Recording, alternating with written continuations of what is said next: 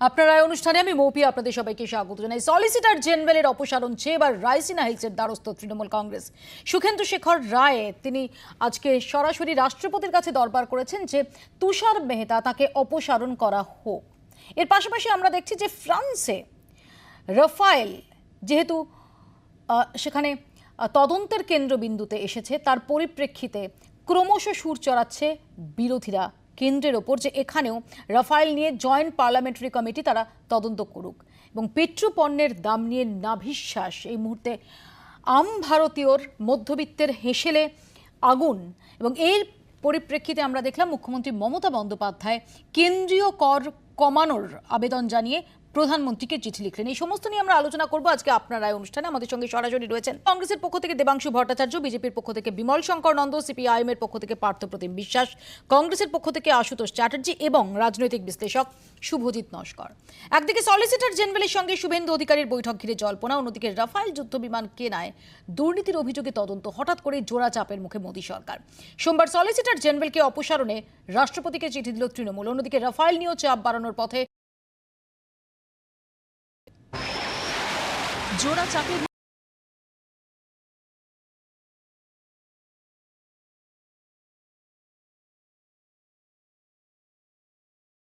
সোমবার দুপুরে রাষ্ট্রপতির হাতে চিঠি তুলে দিল তৃণমূলের প্রতিনিধি দল।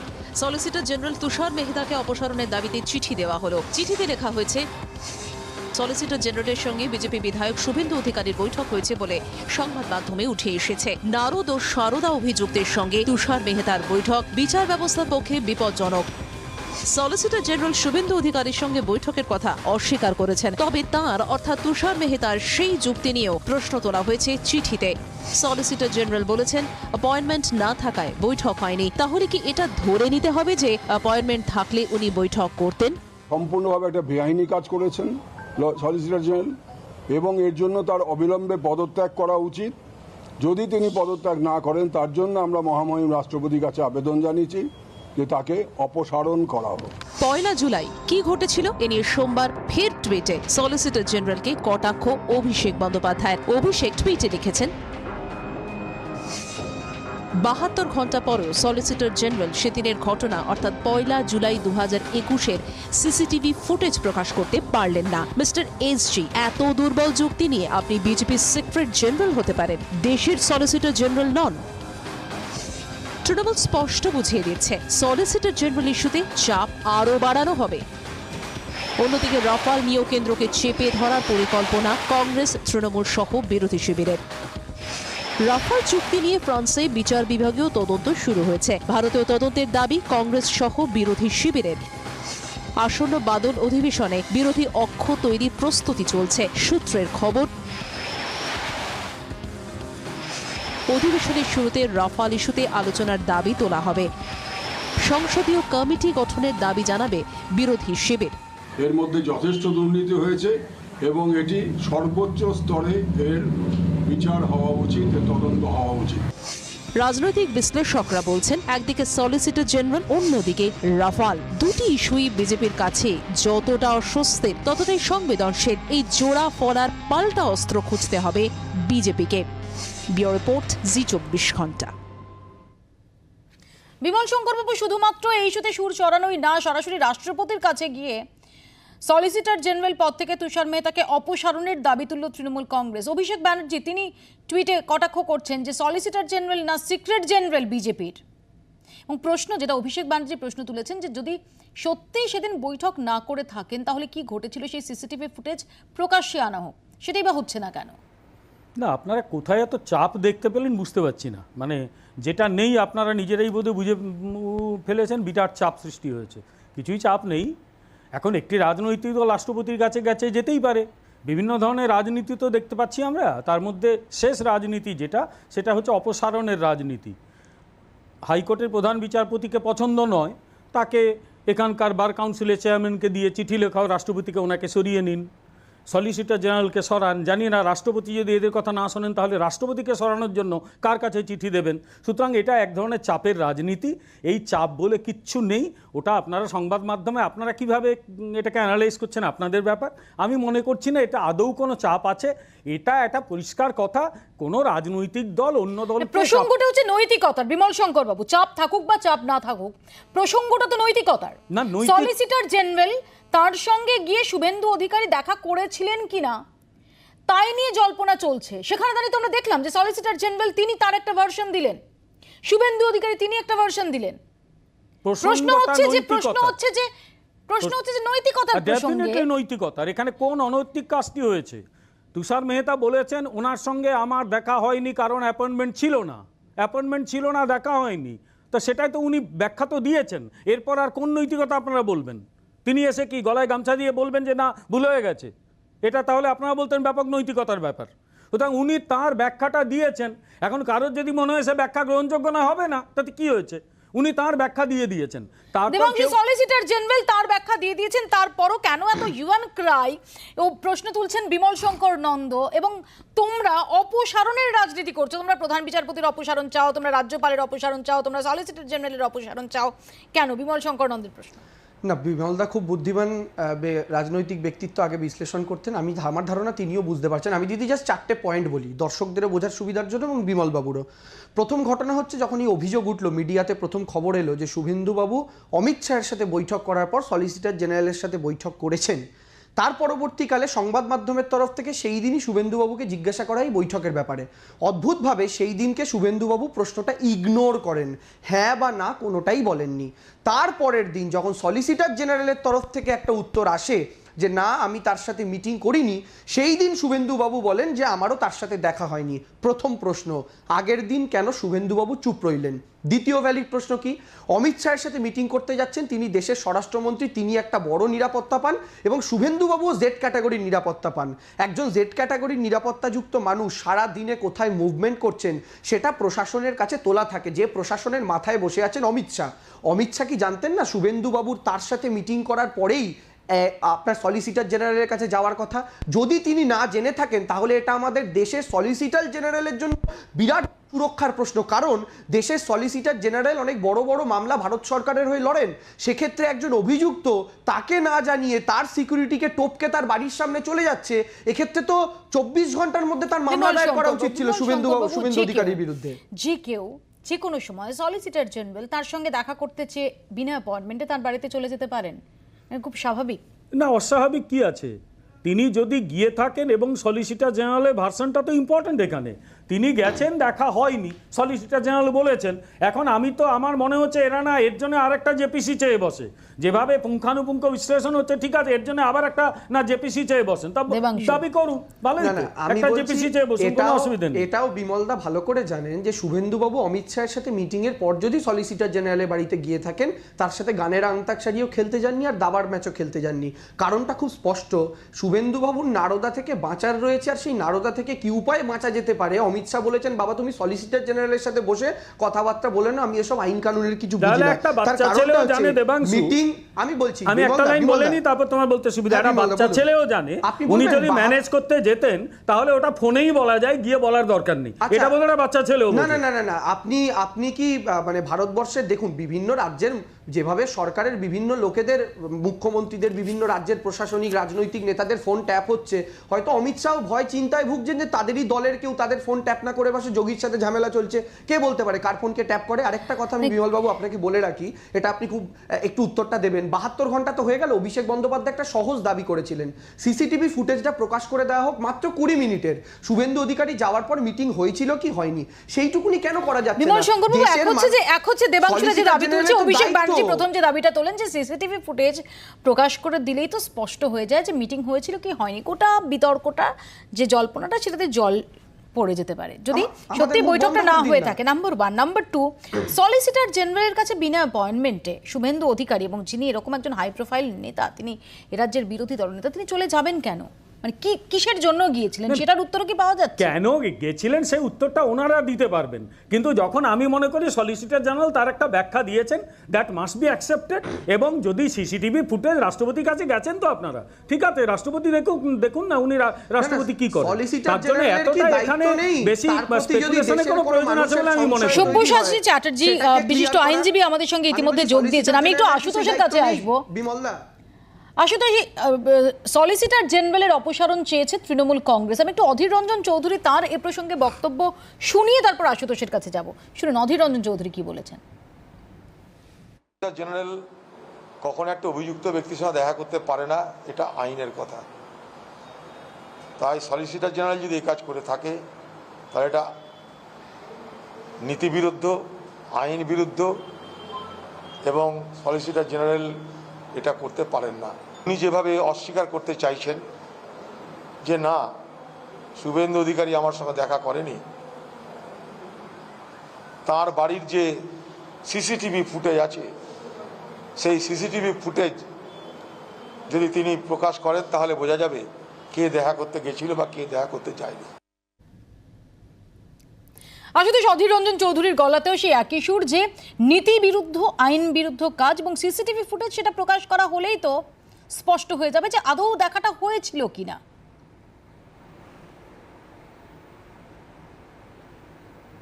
আসলে মুশকিল হচ্ছে ভারতীয় জনতা পার্টির আমলে প্রত্যেকটা কনস্টিটিউশনাল বডি, সেটা সুপ্রিম কোর্ট হোক, আরবিআই হোক, সিবিআই হোক বা সলিসিটর জেনারেল হোক, সবাই মোটামুটি কাঁধে এবং গলায় গামছা নিয়ে ঘুরছে, এ আমরা দেখছি। এবং বিশেষত প্রদেশ সভাপতি অধীর চৌধুরী ঠিকই বলেছেন, তার কারণ এটা নৈতিকতার বিষয় যে ওনার যদি সৎ সাহস থাকে উনি কেন সিসিটিভি ফুটেজটা দিচ্ছেন না। তার কারণ আমার যেটা মনে হয় সেটা হচ্ছে হয়তো দেখগে যান পর্দার পিছনে হয়তো আলোচনা সবই হয়ে গেছে, এখন শুধু ওই লোক দেখানো ইফস অ্যান্ড বাটস থিওরি তৈরি করার জন্য, একটা ন্যারেটিভ তৈরি করার জন্যে এই নিউজ এবং এই প্রকাশনা চলছে। আসলে সবটাই সেটিংয়ের ওপর দিয়ে এই ভারতবর্ষে আজকে আপনি দেখেছেন সমস্ত জিনিস, আজকে শেয়ার মার্কেট হু করে বাড়ছে কিন্তু মানুষ খেতে পাচ্ছে না, ইকোনমি নেই, মানে সবটাই সেটিংয়ের ওপর দিয়ে চলছে। সেরকম ঠিক এখানেও সলিসিটর জেনারেলের সেটিং জেনারেলের হয়ে চলছে। এখন সেটিং জেনারেল এখন কি করবেন সেটা তার ব্যাপার, কিন্তু মানুষ জানতে চাইছে, প্রেস জানতে চাইছে যে আপনি আপনার কোড অফ কন্ডাক্টটা ফলো করেছেন কিনা। আপনাদের এই সম্পর্কে কি অবস্থা? প্রমাণ দিন, আপনাকে প্রমাণ দিতে হবে। তার কারণ ট্যাক্সের টাকায় চলছে এগুলো, মানুষের ট্যাক্সের টাকায় এরা চলছে। পার্থপ্রতিম বাবু, আমি একটা জিনিসই বলতে পারি যে বিষয়টা অত্যন্ত প্রাসঙ্গিক আজকের এই বিতর্কে আপনি যখন তুললেন, সলিসিটর জেনারেলের কাছে তৃণমূল কংগ্রেসের সলিসিটর জেনারেলের বিরুদ্ধে যে অভিযোগ এসছে এবং তৃণমূল কংগ্রেস যেটা করেছেন, আমি বলছি যে এটা ঠিক যে আমাদের দেশের বিভিন্ন ধরনের প্রতিষ্ঠানগুলোকে যেভাবে নিয়ন্ত্রণের রাজনীতি করছে বিজেপি, তাতে সম্ভবত সলিসিটর জেনারেলের পজিশনটাও তার বাইরে যাচ্ছে না। ফলে এখানে যখন এরকম একটা গুরুতর অভিযোগ উঠেছে, সেই অভিযোগের উত্তর, এই প্রশ্ন যখন ওঠে সলিসিটর জেনারেল বা সরকারের ক্লিয়ার করা উচিত। কী পদ্ধতিতে করবেন সেটা অন্য কথা। এরকম আমি অনেকগুলো পাল্টা যুক্তিও দিতে পারি যে শুভেন্দুবাবু ঢুকেছিলেন এবং সলিসিটর জেনারেল বাড়িতে ছিলেন না, এরকম একটা প্রমাণ যদি আসে, বা সলিসিটর জেনারেল ছিলেন এবং শুভেন্দুবাবুও ছিলেন অথচ মিটিং হয়নি, এ কথা বললে কেউ বিশ্বাস করবে না। আমি এর বাইরে কিন্তু গিয়ে যে মৌপিয়া যে প্রশ্নটা আমার ইম্পর্টেন্ট সেটা তুলতে চাই, যে সারদার মতো ঘটনায় যখন জননেতারা অভিযুক্ত হচ্ছেন এবং সেক্ষেত্রে দাঁড়িয়ে একটা নৈতিকতার পাঠের জায়গা থেকে হচ্ছে সলিসিটর জেনারেল বিরুদ্ধে এই অভিযোগ রাষ্ট্রপতি পর্যন্ত পৌঁছালো, তাহলে এই নৈতিকতার পাঠে আমি বলবো যে কেন দিল্লিতে আর 5টা অফিস ছিল, যে স্পিকারের অফিসে ছিল, সেখানে তৃণমূল কংগ্রেসের সাংসদরা ঘুরে গিয়ে বলতে পারতেন যে এথিক্স কমিটির মিটিংটা 6 বছর ধরে কেন ডাকা হচ্ছে না, যারা আসলে এই অভিযোগের মধ্যে অভিযুক্ত ছিলেন। আমি বলছি যে আমি বলছি এই সাংসদরা তারা নিশ্চিতভাবেই বলতে পারতেন, কেননা তাদের দলেও, আমার কথা হচ্ছে শুভেন্দু অধিকারী আমার হাতে টাকা নিয়েছেন হাত পেতে, সেই ছবিকে মান্যতা দিচ্ছেন আজকে তৃণমূল, ঠিক একইভাবে হাত পেতে না, টাকা নিয়েছিলেন এবং অনেক লিডার পার্থদারা এটা খুব ভালো মতো জানেন। সেই নৈতিকতার তৃণমূল পাঠটা কি করে হবে? তৃণমূল যে কংগ্রেস মুকুলবাবুকে সবার ওয়াশিং প্রথম মেশিনের থেকে মধ্যে ফেলে এই কিছুদিনের দাবি মধ্যে করে নিয়ে আসলেন, আসছে তিনিও তো যে অভিযুক্ত একটা ছিলেন। তদন্ত আমি যেটা বলছি, বহু দিন তৃণমূল ধরে কংগ্রেস ঝুলে কি পারে রয়েছে বা সত্যি বহু এই দিন ধরে নৈতিকতার আটকে পাঠটা রয়েছে, শেখাতে? আমি তৃণমূল বলছি, কংগ্রেস কি সেই পারে সলিসিটর তদন্তটা জেনারেল অতি দ্রুত শেষ হোক, সেটা আমরা প্রথম দিন থেকে বলে অনৈতিক কাজ করেছে। এটা পার্থদা কিন্তু আপনারা খুব তৃণমূল ভালো মতো কংগ্রেস জানেন। পারে কিনা এই প্রশ্নটা কিন্তু আমরা more আমি বলছি important পার্থদা, on the আমরা issue প্রথম of দিন থেকে এই Narada, কথাটা বলে on the আসছি issue of যে এই Narada. তদন্তটা That is more তাড়াতাড়ি শেষ pertinent হোক, কারণ question, মানুষের Mafia. অনেকগুলো It has to be টাকা এর addressed. সাথে জড়িত। Otherwise, আজকে কে কার 6 বাড়িতে বছর 7 যাচ্ছে, বছরের কে কার উপর কাছে তদন্ত ভিড় হয়ে চাইতে গেল, যাচ্ছে, মানুষ more একটা important টাকাও তার চেয়েও তাদের বেশি ফেরত পেল যে না, তৃণমূলের না রোজভ্যালির সত্যি নিজের টাকা, না অবস্থান কি সারদার নারদা টাকা, প্রশ্নে কোনোভাবে এইটা ফেরত পেল খুব না। important। আমরা তো সেই সেটা দাবিটা যতক্ষণ না প্রথম দিন clear থেকে হচ্ছে, করে আসছি। রাষ্ট্রপতি কিন্তু আমাদের চিন্তা হচ্ছে যেখানেই যান কেন্দ্রীয় তাদের সরকার বা রাজনৈতিক ভারতীয় অবস্থান জনতা পরিষ্কার হবে পার্টি না। কোনো একটা এটা মানুষ ব্যক্তিগত জানতে স্বার্থ চায়, বা কোনো এটা একটা বাংলার মানুষ জানতে চায় যে নৈতিকতার প্রশ্নে তৃণমূল কংগ্রেস কি ব্যবস্থা নিচ্ছে। আজকে যারা বিরোধী তাদের বিরুদ্ধে নিশ্চয়ই বলতে পারেন, কিন্তু আবার বলছি যে তাদের দলের যে নেতারা অভিযুক্ত, সেক্ষেত্রে তৃণমূল কংগ্রেস কি ব্যবস্থা নিচ্ছেন সেই প্রশ্নটা কিন্তু অনেক বেশি প্রাসঙ্গিক এবং যেটা বাংলার মানুষ জানতে চায়। এইটুকু আমি আপনাকে বলতে পারি। আমি এখানে সব্যসাচী চ্যাটার্জির কাছে আসবো, যেহেতু এটার একদম একটা আইনি দিক রয়েছে এবং অভিযোগ উঠছে যে সলিসিটর জেনারেলের কাছে কেন একজন অভিযুক্ত যাবেন, সেটা নীতি বিরুদ্ধ, আইন বিরুদ্ধ। আমি সব্যসাচীর এই প্রসঙ্গে কি মত? দুপক্ষ দাবি করছে যে বৈঠক হয়নি, কিন্তু শুভেন্দু অধিকারী তিনি গিয়েছিলেন, সলিসিটর জেনারেল তিনি বিবৃতি দিয়েছেন যে না তিনি গিয়েছিলেন, তাকে তিনি তার সহযোগীদের বলেন চাও খাওয়াতে, কিন্তু তিনি দেখা করেনি কারণ অ্যাপয়েন্টমেন্ট ছিল না। দেখুন, আমি যে কথাটা বলবো সেটা হচ্ছে একদম আইনি পজিশনটা। এক্ষেত্রে সলিসিটর জেনারেলের যে পদ, এই পদটা কিন্তু সাংবিধানিক পদ হিসেবে যদি আপনারা ধরেন তাহলে সেটা ঠিক হবে না। সলিসিটর জেনারেলের যে পদ সেটা হচ্ছে কেন্দ্রীয় সরকারের, তিনি মুখ্য আইনি উপদেষ্টা এবং তার অধিকার রয়েছে, তিনি সার্বিকভাবে কেন্দ্রীয় সরকারকে রিপ্রেজেন্ট করেন। স্বাভাবিকভাবে ধরা যেতে পারে তিনি সরকারের উকিল বা প্রধান উকিল। এখন প্রশ্নটা যে জায়গায় দাঁড়ায় যে তিনি কোনো মামলায় অভিযুক্ত কোনো ব্যক্তির সাথে দেখা করছেন কি করছেন না। আইনত যেতে গেলে তিনি দেখা করতে পারেন না, কিন্তু একজন আইনজীবী হিসেবে তিনি কিন্তু যে কোনো মামলার ক্ষেত্রে তিনি যদি সেই নির্দিষ্ট মামলার ক্ষেত্রে আলোচনা যদি করে থাকেন তাহলে কিন্তু তার অপসারণের যে দাবি তৃণমূল কংগ্রেস তুলেছে সেটা কিন্তু যুক্তিসঙ্গত হতে পারে, কিন্তু সেক্ষেত্রে ওই নির্দিষ্ট মামলা অর্থাৎ নারদা মামলার কথা উঠে আসতে পারে। কিন্তু যদি বিরোধী দল নেতা হিসেবে শুভেন্দু অধিকারী সলিসিটর জেনারেলের সাথে দেখা করে থাকেন এবং সেটা কিন্তু যদি সাধারণ একটা দেখা করার রুটিন দেখা করা হয় তাহলে সেটা কিন্তু মনে হয় না সমস্যার সৃষ্টি করতে পারে। আরেকটা কথা, আমি আরেকটা ছোট্ট কথা বলে দিই, সব্যসাচী বাবু যে কথাটা বললেন, দেবাংশু এক মিনিট একটা লাইন খেলেই বলে দিই। এখন এই জায়গাটায় দায়টা কার? সলিসিটর জেনারেলকে প্রকাশ করতে হবে না শুভেন্দু অধিকারীকে বলতে হবে? দায়টা কিন্তু অনেক বেশি করে বর্তায় কিন্তু সলিসিটর জেনারেলের অফিসের উপরে, কারণ এই সলিসিটর জেনারেলের অফিস সম্পর্কে একটা জায়গায় প্রশ্ন উঠেছিল, আপনাদের মনে থাকবে, গুজরাটের বুকে একটা ছোট ডিস্ট্রিক্ট কোর্টে একজন বড় নেতা, তার নাম অমিত শাহ, তার পুত্রে একটা ডিফামেশন স্যুট, সেই স্যুট হয়েছিল, সেই মামলাটি হয়েছিল একটা ছোট্ট নিউজ পোর্টাল, তার নাম দি ওয়্যার, তার বিরুদ্ধে। তখন এই তুষার মেহতা তিনি ছিলেন অ্যাডিশনাল সলিসিটর জেনারেল, তাকে কেন্দ্রীয় সরকারের ministry of law and justice থেকে স্পেশাল অনুমতি দেওয়া হয়েছিল ওই মামলায় ওই ব্যক্তি অমিত শাহর পুত্র জয় শাহ তার হয়ে মামলাটি করবার জন্য। এইখানেও ডিভিয়েশন হয়েছিল। এই ডিভিয়েশনটার প্রশ্ন যদি থাকে তাহলে মনে হয় এই ইনস্টিটিউশনগুলোকে যে বিপন্ন করার প্রক্রিয়া চলছে সেটা সম্পর্কে একটু সচেতন থাকা দরকার। সব্যসাচীদা একটু কমপ্লিট করি। প্রথম কথা হচ্ছে যে এই যেটা বললেন সব্যসাচী বাবু যে রুটিন দেখা কিনা, দেখুন প্রথম কথা হচ্ছে এনার সাথে সলিসিটর জেনারেলের সাথে এর আগে শুভেন্দু অধিকারীর দেখা করার কোনো কি ঘটনা আপনারা দেখেছেন এর আগে কখনো? উনি তৃণমূল কংগ্রেসে যতদিন ছিলেন তখনও দেখেছেন সলিসিটর জেনারেলের সাথে শুভেন্দু অধিকারী দেখা করছে? দেবাংশু 2014 সালে শুভেন্দু অধিকারী যখন গিয়ে বিজেপির সঙ্গে যোগ রাখলেন সেই ছবিও আমরা দেখিনি। আমি একটু বলে নি, কমপ্লিট করে নি। আপনি তো আইনজীবী হিসেবে বলছেন বলছেন, আপনি রাজনৈতিক ব্যক্তিত্ব হিসেবে বসলে সেটার পরিচয়টা দিয়ে নিন। হ্যাঁ, আমি যেটা বলতে চাইছি, সেই জায়গায় দাঁড়িয়ে শুভেন্দু অধিকারী আজকে যখন মিটিং করছেন, তার আগে কিন্তু তিনি মিটিং করছেন অমিত শাহের সাথে। এখন অমিত শাহের সাথে শুভেন্দু অধিকারী স্বরাষ্ট্রমন্ত্রী হিসেবে মিটিং করেছেন নাকি বিজেপি নেতা হিসেবে আমরা জানি না। সেই দিনই তার পরবর্তীকালে সলিসিটর জেনারেলের সাথে যখন মিটিং করছেন, আমি বিশ্বাস করি এটা কোনো পার্সোনাল মামলা নিয়ে হতে পারে না, কারণ আমার সংশয় আছে কতটা একজন সলিসিটর জেনারেল ব্যক্তিগত স্তরে মামলা লড়তে পারেন। আমি যতদূর জানি তাকে সরকারের হয়ে সমস্ত মামলা লড়তে হয়। সেক্ষেত্রে শুভেন্দু অধিকারীর সাথে সলিসিটর জেনারেলের ওয়ান অ্যান্ড অনলি রিলেশন হলো সিবিআইয়ের হয়ে তিনি যে মামলাটা করছেন নারদার মামলা, তাতে Suvendu Adhikari one of the accused.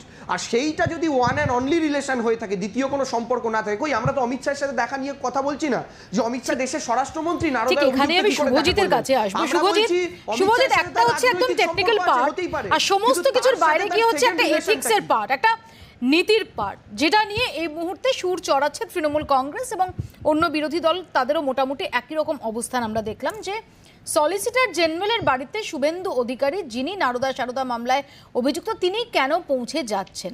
এখানে দাঁড়িয়ে যেমনটা সব্যসাচী বলছিলেন যে সলিসিটর জেনারেলের যদি দায়িত্বের প্রসঙ্গ আসে, সলিসিটর জেনারেলের অতিরিক্ত দায় থাকে এই বিষয়টাকে ক্লিয়ার করার, এবং সেটা আমরা দেখেছি, সেই তাগিদটাও আমরা দেখেছি। উনি নিজে বিবৃতি দিয়েছেন, দিয়ে বলেছেন যে না, তার বাড়িতে গেলেও মিটিং হয়নি। এখানে দাঁড়িয়ে এমনকি ওয়ে আউটটাও যখন বলে দেওয়া হচ্ছে, হয়তো কিছুটা চ্যালেঞ্জের ভঙ্গিমাতেই বলে দেওয়া হচ্ছে, কিন্তু প্রযুক্তি তো রয়েছে। ওই সিসিটিভি ফুটেজ প্রকাশ্যে এলেই তো স্পষ্ট হয়ে যায় যে সত্যি এটা নিয়ে নীতিগতভাবে কোনো রকম কোনো ডিভিয়েশনের জায়গা রয়েছে কি নেই। এই ফান্ডামেন্টাল কোয়েশ্চেনটাতেই আমি আসতে চাইছিলাম, যেটা সব্যসাচীদা উনি বললেন, ওনার অ্যাজ আ ভেরি এমিনেন্ট আইনজীবী, উনি ওনার পার্সপেক্টিভ দিলেন। কিন্তু আমার যে প্রশ্ন সেটা হচ্ছে প্রপার্টির প্রশ্ন। সলিসিটর জেনারেল অফ ইন্ডিয়া হচ্ছে ইন্ডিয়ার সেকেন্ড র্যাঙ্ক ওয়াইজ অ্যাটর্নি জেনারেলের পরে second most important law officer, এবং সেই ইম্পর্টেন্ট ল অফিসার সিবিআই এর হয়ে নারদা এবং স্পেশালি নারদা কেস লড়ছেন এই মুহূর্তে, এবং সেই নারদা কেসের one of the accused Suvendu Adhikari. Suvendu Adhikari বিরোধী দলনেতা হতে পারেন, শুভেন্দু অধিকারী বড় নেতা হতে পারেন, কিন্তু এখানে প্রশ্নটা হচ্ছে Suvendu Adhikari is an accused in the Narada scam case, Narada bribery case. সেই অ্যাকিউজ যখন গিয়ে সলিসিটর জেনারেল, যিনি সিবিআই এর হয়ে নারদা অ্যাকিউজদের এগেনস্টে একটা মামলা লড়ছেন, তার সাথে দেখা করেন, সেখানে কিন্তু অবশ্যই প্রপার্টির কোয়েশ্চেনটা সবচেয়ে বড় করে কোয়েশ্চেন মার্কের সামনে এসে দাঁড়ায়।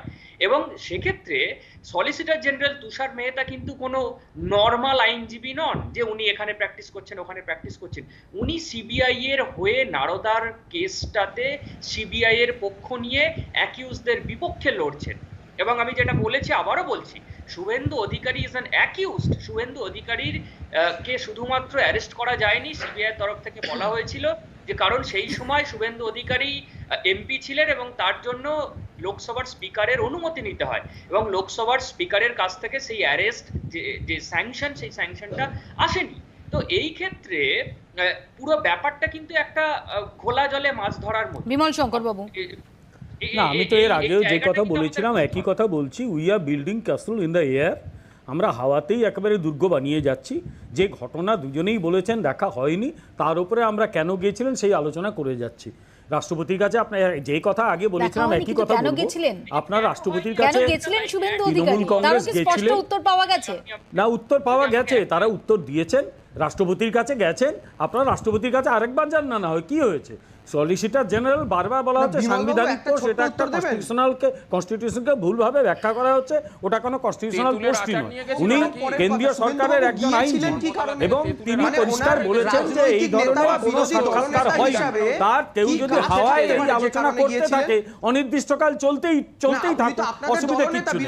কিন্তু যিনি বলেছেন যে তুষার মেহতা নিজেই বলেছেন যে আমি দেখা করিনি, আমি মনে করি নতুন কোনো তথ্য না এলে সেটাই আমাদের গ্রহণ করা।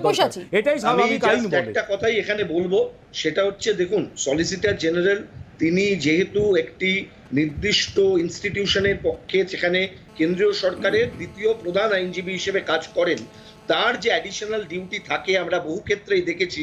আপনাদের মনে থাকবে যখন 2017 সালে ওই 5 জন সুপ্রিম কোর্টের মাননীয় বিচারপতি তারা সাংবাদিক সম্মেলন করেছিলেন এবং একটা বিতর্ক চলছিল সেই সময় বিচারপতিদের সঙ্গে তৎকালীন প্রধান বিচারপতির একটা কনফ্লিক্টের জায়গা।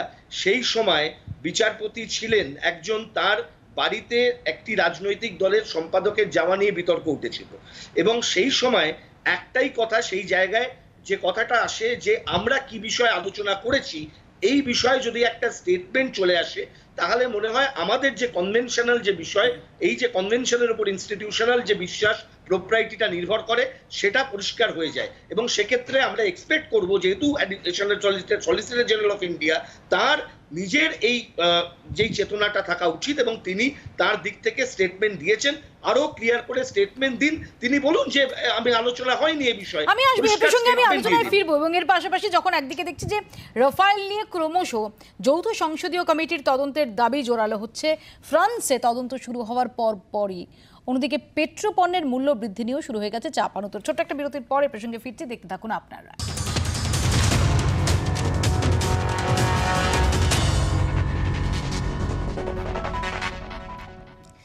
6 মাস আগে সংসার খরচ কত ছিল আর এখন কত হয়েছে? গড়পড়তা হিসেব বলছে গত 6 মাসে সংসার খরচ বেড়েছে গড়ে 1 থেকে 3,500 টাকা। করোনা আবহে আম আদমির জীবনে ভিলেন হয়ে হাজির তেলের দাম। দাম নিয়ন্ত্রণে ব্যবস্থা নিতে প্রধানমন্ত্রীকে চিঠি মুখ্যমন্ত্রীর। শনি এবং রবিবার রাজ্য জুড়ে প্রতিবাদে Trinamool. Top edge, they'll look for two. Fieldsman's Bracken is coming. He'll get home easily. There's 100. An excellent 100 as well. ইডেনের দাদা শতরান আর শহর কলকাতায় পেট্রোলের সেঞ্চুরি। এক ইতিহাসটা দেখা হয়ে গিয়েছে আর দ্বিতীয়টা যে কোনো মুহূর্তে হতে পারে। কলকাতায় সেঞ্চুরির দোরগোড়ায় পেট্রোল, সংসারে খরচের ছেঁকা। সিনেমা যাওয়া নেই, বাইরে বেরোনো নেই, রেস্তোরাঁয় খাওয়াও কমে গিয়েছে, তবু সংসার খরচ বাড়ছে। রহস্যটা লুকিয়ে তেলের দামে। নিজের গাড়ি থাক বা না থাক, সংসারে তেলের দামে ছ্যাঁকা এড়ানোর উপায় নেই। সংসার চালাতে মাসে খরচ বেড়েছে। বাজার খরচ 500 থেকে 1,500 টাকা, যাতায়াত খরচ 500 থেকে 2,000 টাকা। বিভিন্ন আর্থিক অবস্থার পরিবারের সঙ্গে কথা বলেই ছবিটা স্পষ্ট হয়েছে। দিন আনি দিন খাই মানুষ থেকে চাকুরে ও মধ্যবিত্ত, তেলের দামে কাজ ঝুলে যাওয়ার অবস্থা। সবজি, মাছ, চাল, ডাল, যাতায়াত, তেলের দাম বাড়া মানে সব কিছুতেই বাড়তি খরচ। গত 1.5 বছরে পেট্রোল ও ডিজেলের দাম বেড়েছে প্রায় 25%। পেট্রোলের দাম জুলাই 2021-এ 99 টাকা 84 পয়সা। জানুয়ারি 2020-তে দাম ছিল 77 টাকা। ডিজেলের লিটার প্রতি দাম জুলাইতে 92 টাকা 33 পয়সা। জানুয়ারি 2020-তে ছিল 70 টাকা। অভিযোগ, করের বোঝাতেই তেলের দাম আকাশ ছোঁয়া। এই অবস্থায় প্রধানমন্ত্রীকে চিঠি দিলেন মুখ্যমন্ত্রী মমতা বন্দ্যোপাধ্যায়।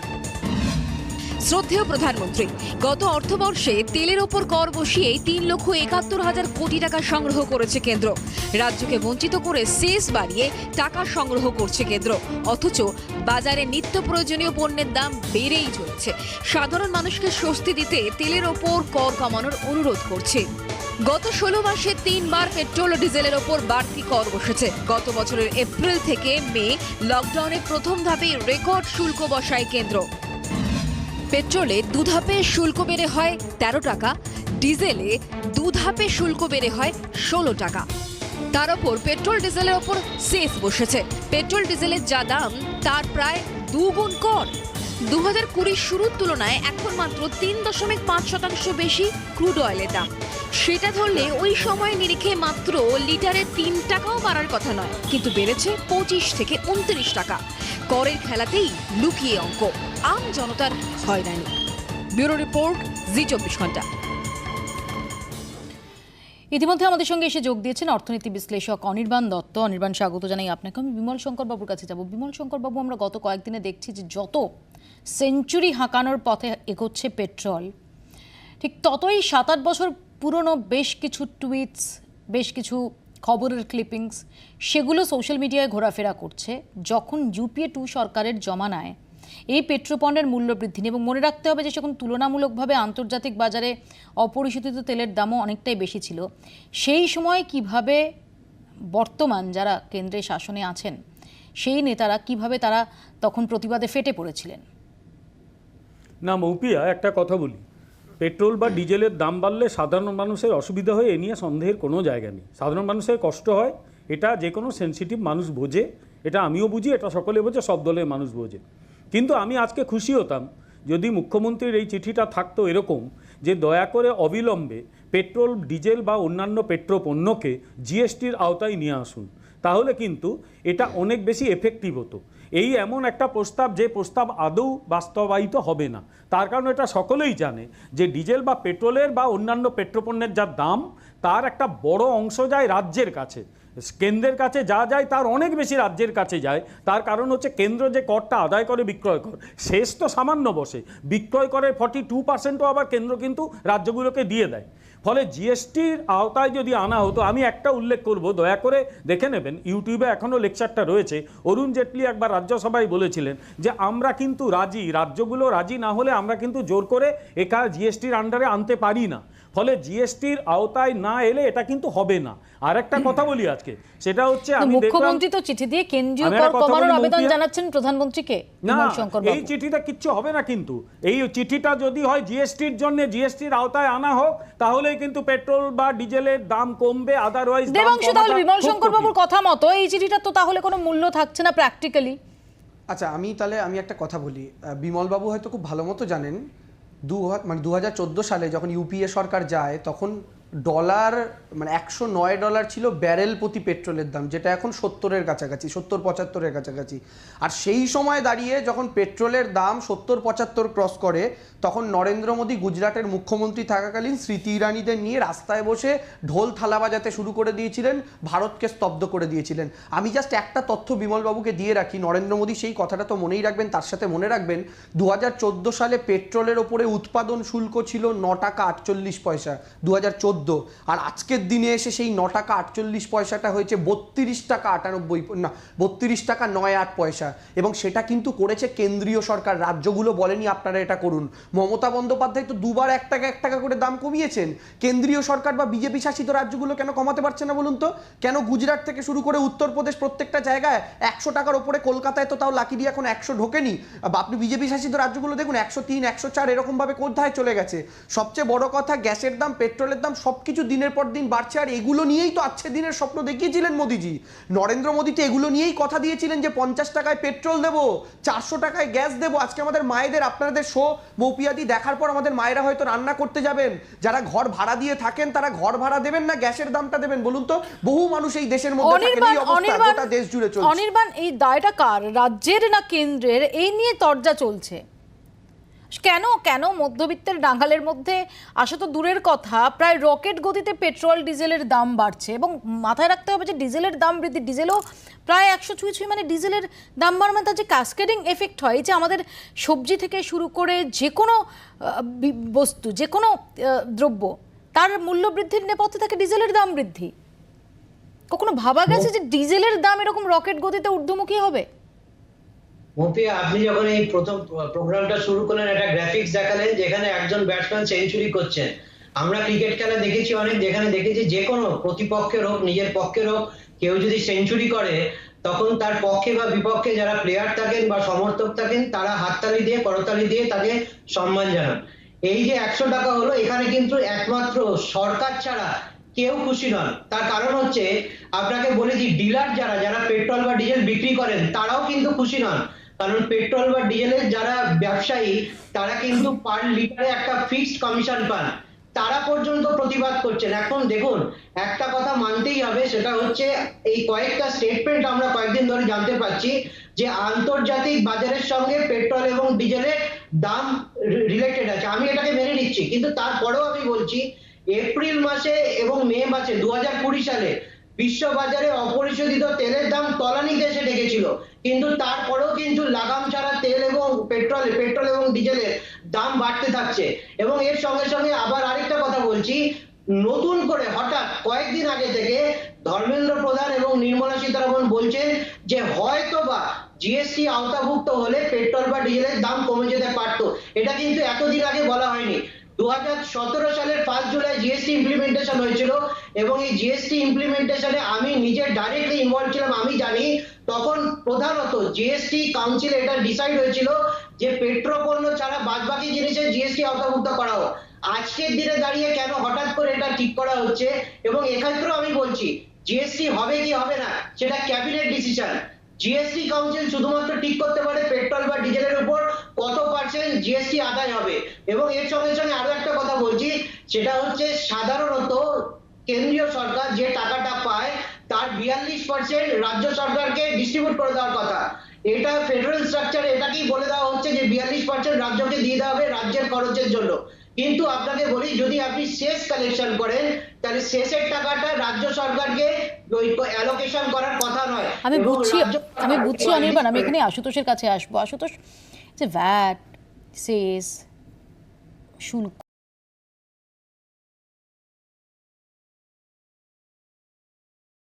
বুঝছেন যে এই যে লকডাউন বা এই যে বিধিনিষেধ, এই করোনা অতিমারি, সেই সময় অনেকেই কাজ হারিয়েছেন, অনেকের রোজগারপাতি কমে গেছে। তারা জানেন যে এর মানে পরিবহনের হিউজ খরচ বাড়বে, সবজি থেকে শুরু করে সমস্ত নিত্য প্রয়োজনীয় দ্রব্য তার খরচ বাড়বে। তারা জানেন না যে কি করে সামাল দেবেন। দায়টা কার? দেখো, তেল নিয়ে এতক্ষণ যে আলোচনা হলো, আমরা একটা লাইনে এসে পৌঁছেছি, চৌকিদার চোর হ্যায়। এত যে আলোচনা হলো তার ভেতরে একটা লাইনই বেরোলো, এটা মানুষ ভালো করে বুঝতে পারছে।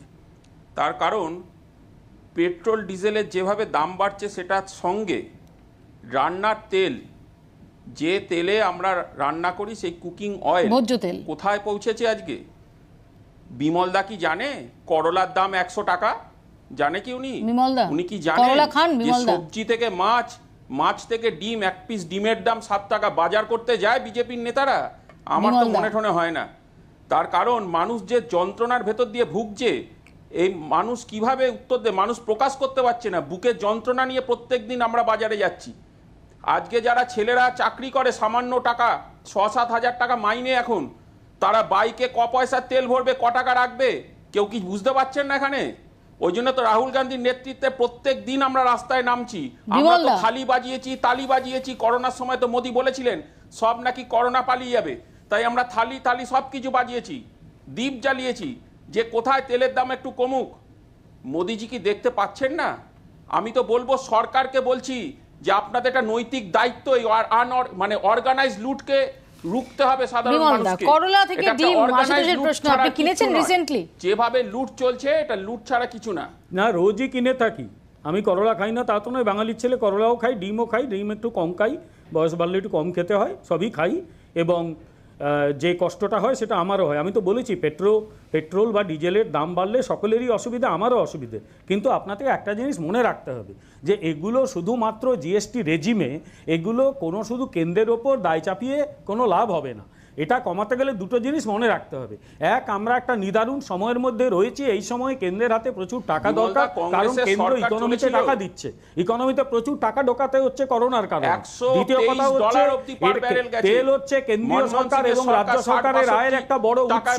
এই উৎস শুকিয়ে গেলে তখন এই যে মানে সাধারণ মানুষের কল্যাণার্থে যে সরকারি খরচ, সেগুলো অত্যন্ত কমে যাবে, আরো খারাপ হবে। ফলে যারা এগুলো বলছে তারা তাদের দায়িত্ব না বুঝেই কথা বলছে। আর চৌকিদার চোর হয় বলে রাহুল গান্ধী দুবার কংগ্রেসকে একটা কথা বলি, পশ্চিমবঙ্গে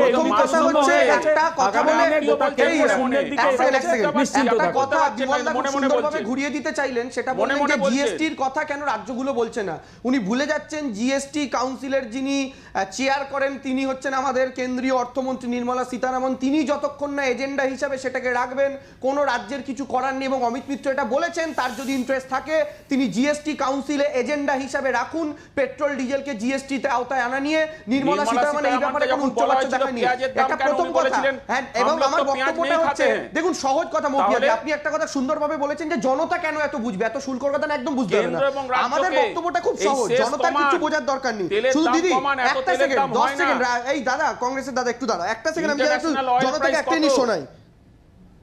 रिपोर्ट कार्ड के कुछ ही घंटों में তৃণমূলের ভাই একটু उन्होंने देश में করে দাও। जिस प्रकार से पेट्रोल के दाम बढ़ा दिए, ये दिल्ली सरकार की शासन चलाने की नाकामयाबी का जीता जागता सबूत है। গলাটা চিনতে পারছেন বিমল বাবু? নরেন্দ্র মোদী সময়টা হচ্ছে গুজরাটের মুখ্যমন্ত্রী, এটা দিল্লির সরকারের সবচেয়ে বড় অপদার্থতা। আচ্ছা করোনা তো এসেছে 2020 মার্চ মাসে, দাঁড়ান করোনা না আপনি আমায় বলুন, করোনা এসেছে 2020 মার্চে, 2000 ইকোনমি এখনো দাঁড়িয়ে আছে, খালি একটা ভাবলে তো হবে না। আরে দেশের ইকোনমিটাকে দাঁড় করিয়ে রেখেছে, ইকোনমি এখনো উন্নতির দিকে রয়েছে, এবং যখন ন্যূনতম গেছে ইকোনমি উন্নতির দিকে রয়েছে। যে অডিও ক্লিপটা দেবাংশু শোনালো, যদি আমরা খুব ভুল না করে জাস্ট কয়েক বছর আগের অডিও ক্লিপ, এবং তখন সরাসরি কেন্দ্রীয় সরকারের ব্যর্থতা, সরাসরি কেন্দ্রীয় সরকারের না কামিয়াবি, সেটাকে এর জন্য দায়ী করছেন নরেন্দ্র মোদী, যিনি এই মুহূর্তে প্রধানমন্ত্রীর আসনে অবতীর্ণ ছিল নাকি? কেন্দ্রীয় সরকারকে লক্ষ লক্ষ কোটি টাকা ইকোনমিতে ঢালতে হচ্ছিল নাকি? সেই সময় এই অডিও ক্লিপটার পরে যে স্লোগানটা উনি তুলেছিলেন যে আচ্ছে দিন আনে ওয়ালা হ্যায়, এই ক্লিপটার পর আমি বললাম ভারতবর্ষ গত 7 বছর ধরে দেখেছে যে আজকে দিন কিরম এসছে এবং সম্ভবত একটা পিকে পৌঁছাচ্ছে। আপনি যেটা দেখলেন যে সেঞ্চুরি করতে চলেছে পেট্রোলের দাম কলকাতা শহরে, মানে এর কিছু জেলায় অলরেডি করেছে কালকে। হ্যাঁ, ফলে এর চেয়ে আজকে দিন মৌপি আর কবে এসছে পশ্চিমবঙ্গে বা ভারতবর্ষে? আমরা অর্থনীতির একটা লজ্জা, যে ডিরেকশনে হেঁটে অর্থনীতি আজকে ফুয়েলের এই প্রাইস হাইক করাচ্ছেন। কারণ এটা মামুলি শুধু কোভিড সিচুয়েশনে রিসোর্স জেনারেশনের কথা বলে পার পাওয়া যাবে না। কারণ তা যদি হয়, আমার প্রথম প্রশ্ন যে দেশে যখন বাজেট প্লেস করা হয়েছিল তখন কি ধরা ছিল যে 3 লক্ষ কোটি টাকা আমি তুলবো যে তেলের থেকে শুল্ক বাড়িয়ে? এই উত্তর চাই। ফলে সেটা ছিল না। আসলে এটা একটা ফাটকাবাজি চলছে, অর্থাৎ অ্যাডিশনাল রিসোর্স জেনারেট করার জন্য সাধারণ মানুষের উপর এই চাপটা তৈরি করা হচ্ছে, নোয়িং ফুললি ওয়েল সাধারণ মানুষ খারাপ অবস্থায় যাবে। সত্যি কি করোনা অতিমারির সঙ্গে এই পেট্রোপণ্যের মূল্য বৃদ্ধির কোনো যোগসূত্র রয়েছে, যে যুক্তিটা বিমল শঙ্কর বাবু দিচ্ছেন অনির্বাণ দা? না আমি একটাই শুধু বলতাম। হ্যাঁ প্লিজ, হ্যাঁ পার্থ, এক সেকেন্ড অনির্বাণ আসবো। পার্থ আমি শুধু বলছি যে যেখানে মানুষের আয় অর্ধেক হচ্ছে, সেখানে দাঁড়িয়ে যদি ট্রান্সপোর্ট কস্ট বা খরচ সেটা যদি দ্বিগুণ হয়, তাহলে মানুষের জীবনের সাথে সম্পর্ক থাকছে না। আমি বলছি এই জায়গাটাই তো ইম্পর্টেন্ট। যদি কোভিড সিচুয়েশনে দাঁড়িয়ে মানুষের জীবনের কথা যে যুক্তিটা বিমল শঙ্কর নন্দ দিচ্ছেন, আমি অনির্বাণের কাছে সেটাই জানার চেষ্টা করছি, সত্যি কি যদি কোভিড না থাকতো, এই যে 100 ছুঁই পেট্রোল কোথাও কোথাও 100 ছুঁয়ে ফেলেছে, সেঞ্চুরি করে ফেলেছে, সেটার কারণ কোভিড পরিস্থিতি? না দেখুন, কেন্দ্র বা রাজ্য সরকার চালানো তো অত সহজ নয়। আমরা যারা স্টুডিওতে আলোচনা করছি, আমরা কেউ কেন্দ্র বা রাজ্য সরকার চালাচ্ছি না, কিন্তু এটা মেনে নিতে হবে যে পেট্রোল এবং ডিজেলের থেকে যে আয়টা হয়, সেই আয়টা কিন্তু দুটো সরকারের কাছেই যায়। এবং কেন্দ্রীয় সরকারের একটা পরিসংখ্যান দিচ্ছি, 2014 সালে যখন এই সরকার এসেছিল তখন পেট্রোল এবং ডিজেল থেকে টোটাল 30,000 কোটি টাকা আয় হতো, সেটা আজকে গিয়ে 2,94,000 কোটি টাকায় চলে এসছে। কোভিডে সরকারের খরচা বেড়েছে, কোভিডটাকে ম্যানেজমেন্ট করবার জন্য সরকারের খরচা বেড়েছে, কিন্তু আমার আপনার খরচাও বেড়েছে। আমি আপনি তো আর ডাকাতি করতে পারবো না, আমার আপনার রুটি রুজি কমেছে, আমার আপনার খরচা বেড়েছে, প্রবীণ নাগরিকদের মেডিকেল এক্সপেন্ডিচার বেড়েছে, সুদ কমেছে, এই প্রবীণ নাগরিকদের কথাও কিন্তু চিন্তা করতে হবে। কিন্তু এই আছে দিন বিমল শঙ্কর বাবু, এই আছে দিন এর পাশাপাশি একে তো এই পেট্রোপণ্যের মূল্য বৃদ্ধি নিয়ে বিরোধীরা সুর চড়াতে শুরু করেছে, তার পাশাপাশি আরো একটি বিষয় নিয়ে বিরোধীরা এই মুহূর্তে তেড়ে ফুরে উঠেছে। ফ্রান্সে যদি রাফায়েলের তদন্ত হয়, দেশে নয় কেন? এই আশুতোষ 2019-এর আগে এই রাফায়েল দুর্নীতি রাহুল গান্ধী একটা একদম ফোরফ্রন্টে এনেছিলেন, কিন্তু দেখা গিয়েছিল যে সেই যে প্রচার সেটা মুখ থুবড়ে পড়েছিল। এখন দাঁড়িয়ে আবার জয়েন্ট পার্লামেন্টারি কমিটির দাবিতে তোমরা সোচ্চার হচ্ছ কেন?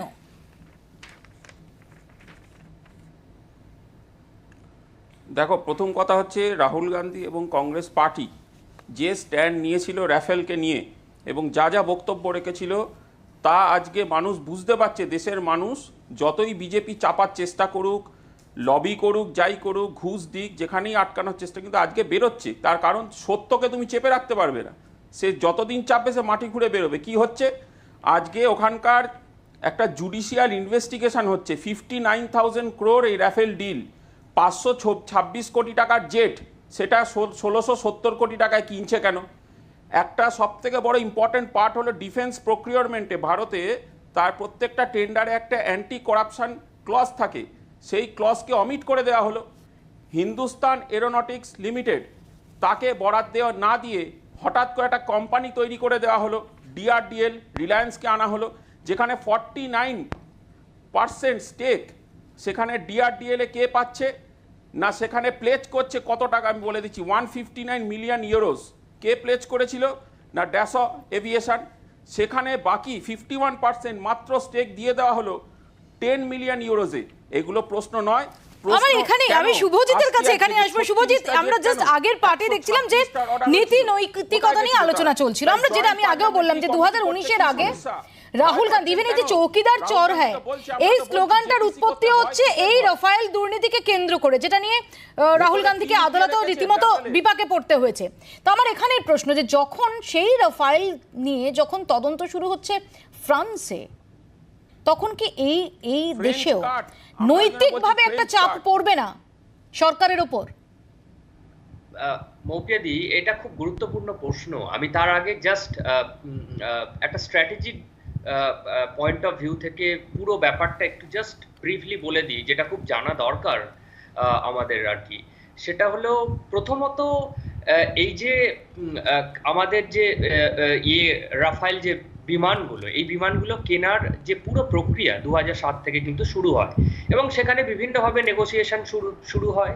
কারণ আমরা একটা সময় যে এয়ারফোর্সে যে এয়ার ফাইটার বিমানগুলো ইউজ করতাম মোস্টলি সেগুলো রাশিয়ার থেকে কেনা, মিগ বিমানগুলো। এবং আপনি মনে থাকবে যে রিসেন্টলি পাকিস্তানের সাথে যে এয়ার স্কারমিস হয় এবং যেখানে আমাদের পাইলট মিগ পাইলট অভিনন্দনকে ওরা শুট ডাউন করে এবং অভিনন্দন যে প্লেনটা চালাচ্ছিলেন এয়ারপ্লেনটা, সেটার নাম হচ্ছে মিগ প্লেন, যেটা আমরা রাশিয়া থেকে নিয়ে। এবার একটা বিবিসি রিপোর্ট বেরোয়, এর মধ্যে বিবিসি বলে বেশিরভাগ সময় খুব সংক্ষিপ্ত শুভজিৎ, বা সেইগুলো পুরোটাই একটা এজিং হয়ে যাচ্ছে, তার ফলে এরা ফ্লাইং কফিন। এবং সেক্ষেত্রে দুটো প্রশ্ন খুব গুরুত্বপূর্ণ, যেটা আমরা বারবার কিন্তু সামহাউ আন্ডার দ্য কার্পেট করে দেওয়া হয়েছে। সেটা হচ্ছে নাম্বার ওয়ান, যে আপনার মনে থাকবে সেই সময় তড়িঘড়ি করে যখন তিনজন লোক প্রশান্ত ভূষণ এবং অন্যরা, ইয়াসবন্ত সিনহা যিনি এখন তৃণমূলে, তারা কিন্তু একটা জিনিস সিবিআই ডিরেক্টরকে লিখেছিলেন এবং তৎকালীন যে চিফ জাস্টিস অফ ইন্ডিয়া তার কাছে গেছিল। কিন্তু আপনি জেনে থাকবেন যে রঞ্জন গগৈয়ের যে ডুবিয়াস রোল সেই সময় এবং সিবিআই ডিরেক্টরকে রাতোরাত সরিয়ে দেওয়া, এই ব্যাপারটার মধ্যে কিন্তু একটা বিমল শঙ্কর বাবুর নীতিগতভাবে কি এক্ষেত্রেও একটা চাপ আসছে না? কেন যৌথ সংসদীয় কমিটি নয়? আপনারা কেন এত চাপ বোধ করছেন বুঝতে পারছি না আমি। দুদিনের একটা পুরনো খবর আমি বসে বসে দেখছিলাম যে আজকে কোনো খবর আছে কিনা, এটা দুদিনের পুরনো খবর। ফ্রান্সের একটা সংস্থা, তারা সরকারি সংস্থা, তারা তদন্ত করছে 2019 সালে। খবর হলে কি চুরিটা আমি বলিনি দুদিন অলরেডি দুদিন আগে তদন্তের নির্দেশ হলে কি বিষয়টা নতুন কোনো খবর নেই। দুদিন আগে খবরটা বেরিয়েছিল, ওখানকার সরকারি সংস্থা তদন্ত করছে, তা তদন্ত করতে দিন না। তা তদন্ত করছে মানে কি চুরি প্রমাণিত হলো? এটা কোন দেশি লজিক? এ লজিক অন্য জায়গায় পশ্চিমবঙ্গের লজিকগুলো ডেভেলপ করছে মনে হয়। দুদিন পুরনো খবর মানে কি চুরি? যদি চাপের কিছু না থাকে বিমল শঙ্কর বাবু, তাহলে মানুষ বুঝিয়ে দিয়েছে যৌথ পার্লামেন্টারি কমিটি, যৌথ সংসদীয় কমিটি তদন্ত করুক না। আরে যৌথ যদি চাপের কিছু না থাকে তাহলে হোক না তদন্ত। আটকে আসছে এইসব হাস্যকর থেকে জেপিসি আটকে আসছেন। ফ্রান্সে কি বেরোয় দেখি না, তদন্ত হলে সমস্যা কোথায়? সিসিটিভি ফুটেজের সমস্যা কোথায়? না সিসিটিভি ফুটেজ প্রকাশ করবেন, না জেপিসি তদন্ত করতে যাবেন, মহা মুশকিল। পার্থরা খুব সংক্ষেপে পার্থদের বক্তব্য আমাকে শেষ করতে হবে। পার্থদা জাস্ট মৌপিয়া একটাই বলতে চাই যে যারা সকালবেলায় ভারত মাতা কি জয় বলে দিন শুরু করেন, সেখানে দাঁড়িয়ে সেখানে প্রতিরক্ষার ক্ষেত্রে এরকম একটা কম্প্রোমাইজ এবং একটা বড় অভিযোগ যেখানে উঠছে, সেখানে তদন্ত করতে পিছপা হচ্ছেন কেন? যেখানে সিএজি অবধি বলেছিল যে এখানে গন্ডগোল আছে। আমি এই কারণের জন্য বলছি আরেকটা, সুপ্রিম কোর্ট বলেছিল যে সুপ্রিম কোর্ট বন্ধ খামে নিয়েছিল কাগজ, নেওয়ার পর যে রঞ্জন গগৈ রায় দিয়েছিল, তিনি তদন্তের রাজ্যসভা সাংসদ হয়েছিলেন।